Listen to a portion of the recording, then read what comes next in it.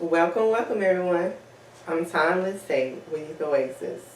We're an organization that's all about providing resources, housing, and advocacy for youth in Louisiana. It's October, and we're highlighting mental health awareness, particularly with our youth. And today, I'm sitting with a special guest, Miss Mary, our Chief Operating Officer, who does great work for the community. Hey, good morning, everyone. Thank you for having me. Yes, let's get started. Okay. So when we think about mental health, what's the first thing that comes to mind for you? So when I think about mental health, I think about the cognitive and emotional health of a person, the ability to respond to different situations, environmental, internal stimuli, and the way they process it. Okay, good. So break down exactly mental health for everybody that's watching. What is like a good definition for it? So mental health is the cognitive, emotional response to different stimuli. So that is how a person copes. I think of coping, their ability to function with stress, and even when they're happy, the highs and lows that we all experience as we move through our day to day. Yeah, that's what we mean. So our youth are facing a lot of things, different challenges every day.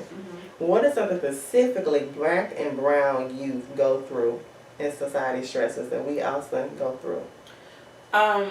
So that question makes me think about feeling suppressed, not necessarily externally all the time, but internal suppression.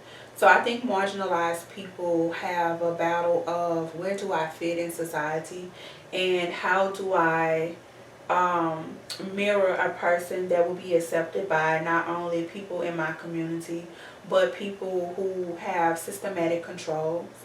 And so we see things such as code switching, or people who attempt to lighten their skin and do different things like that, just to be more appeasing to society, I guess, in a sense, to achieve success.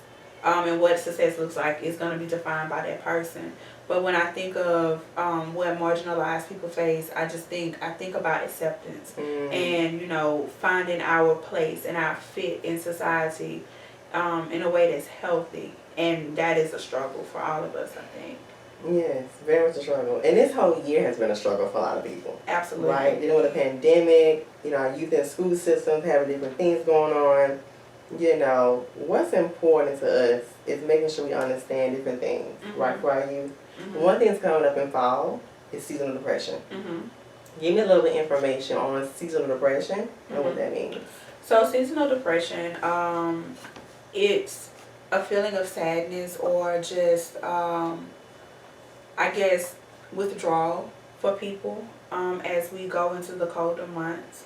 Research shows that is associated with the reduced amount of daylight. And so we have more dark hours as opposed to hours of sunshine. And so people tend to have those sad, more depressive states, though it's different from depression because it is seasonal.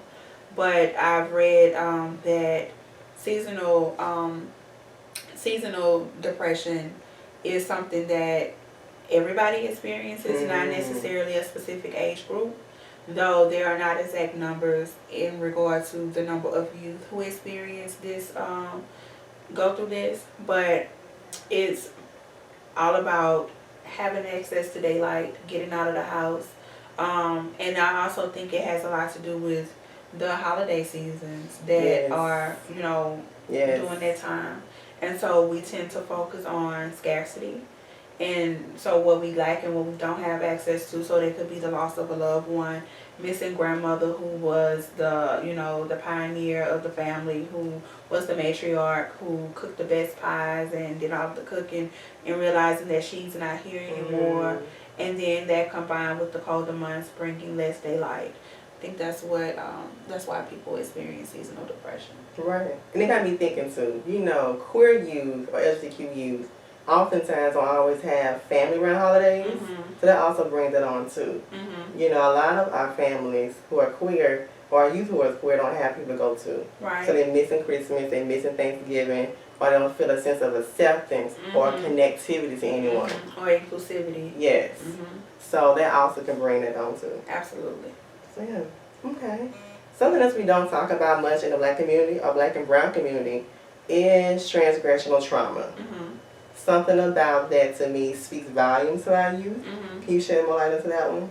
So yeah, of course. Any experience or information that I share is just personal knowledge that I've gained over the years, because I am not licensed or clinically licensed, or I'm not a scientist. So I like to read and research, and so what I found is that a lot of times we experience certain cycles, sadness or anxiety, deal with depression and other mental health concerns, and we may not understand why or where that's coming from.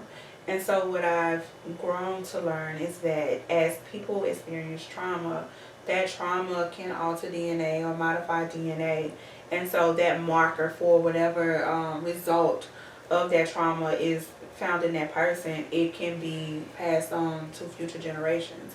So what we see is we have a lot of black and brown youth or marginalized people of color, who have severe anxiety or who exhibit signs of a lot of anger and aggression.